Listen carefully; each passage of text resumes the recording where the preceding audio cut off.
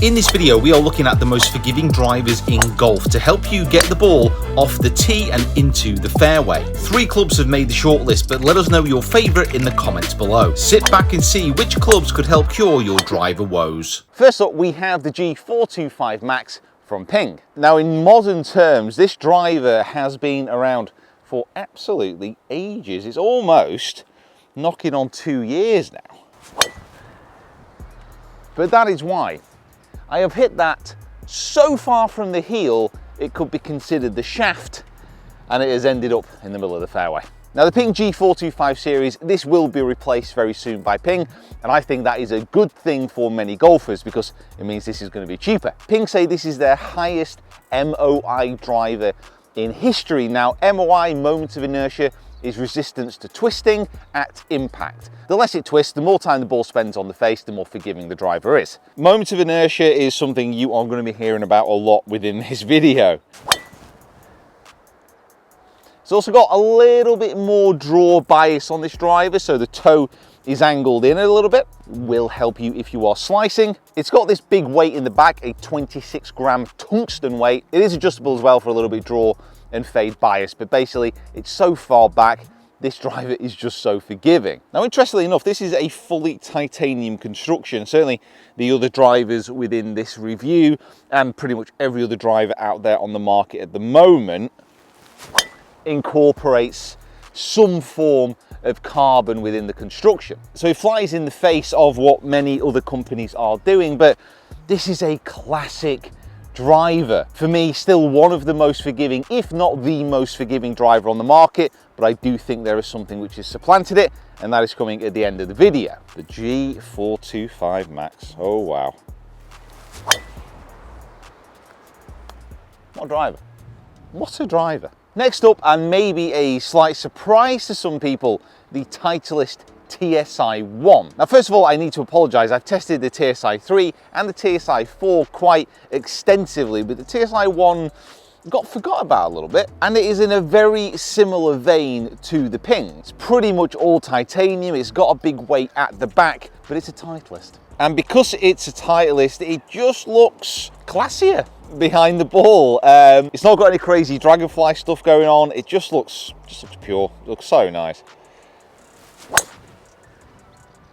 It has got an adjustable shaft sleeve as well, so we can set it for a bit more of a draw bias. It's just really uncomplicated. It's so simple. It's got quite a wide footprint, but it's got that classic Titleist look.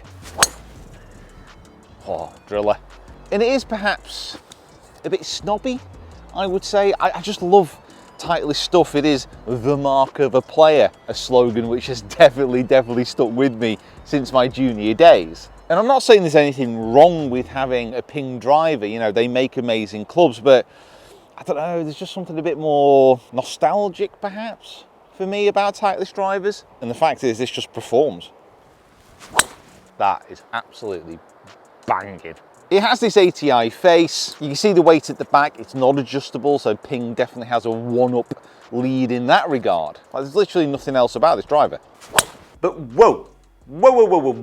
How easy are these drivers to get up in the air for your average golfer? Now, firstly, if you want more advice on how to get the driver up into the air easier, make sure you check out this Swing Quest video here and subscribe to the Swing Quest channel if you haven't already. But one of the best things about forgiving drivers is their ability to help get the ball airborne and down the fairway even when you don't strike it from the center of the face. So what I did is I hit 10 shots from the heel, the center, and the toe of the TSi1. All these swings are about 90 miles an hour. Now, what you can see here is this first column. This is smash factor. Now, this is ball speed divided by club head speed. Because of the constraints placed on manufacturers, the optimal smash factor is 1.5. Now, as you can see, when the ball was struck from the heel, the efficiency or the smash factor here was 1.36. When it went to the toe, that was 1.40. And then when it went to the center, that was 1.43. So the faster ball speeds came from the center and the toe, the slowest from the heel. Now, something you'll see with the spin rates on this club head,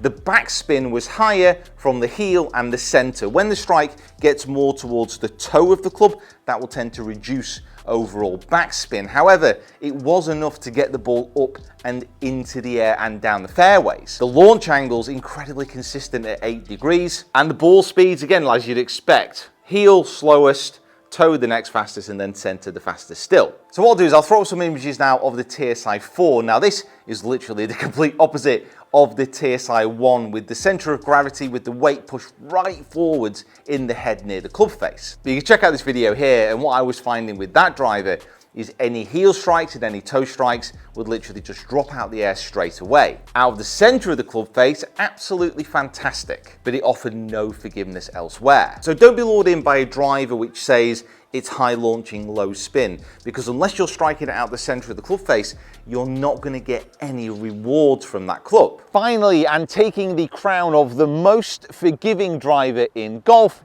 is the Rogue ST Max LS.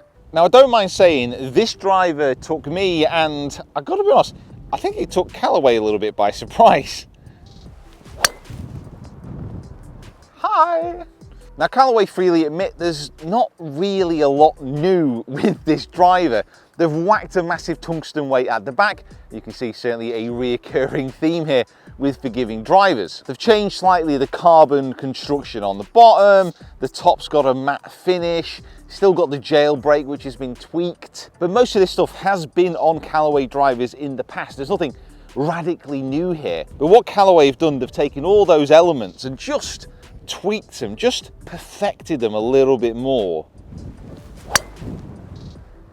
And the result is brilliant, absolutely brilliant. Now, I have a version of this driver in my bag, so maybe there is a bit of favoritism there, but it's not just me who is impressed with this club, it's you guys as well. Every retailer I have spoken to so far this year have said this is absolutely flying off the shelves. It is selling more than Ping, TaylorMade, Titleist, everybody. And it's no surprise, off-center strikes on this, probably distance-wise similar to the Ping, but this feels just better. It just feels so much better. I say so much better, it feels, for me, a bit better. I don't really know where to go from here.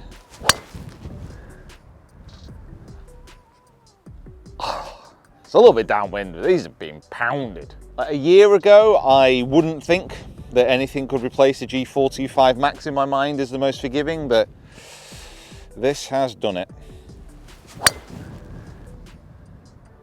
Oh, wonderful.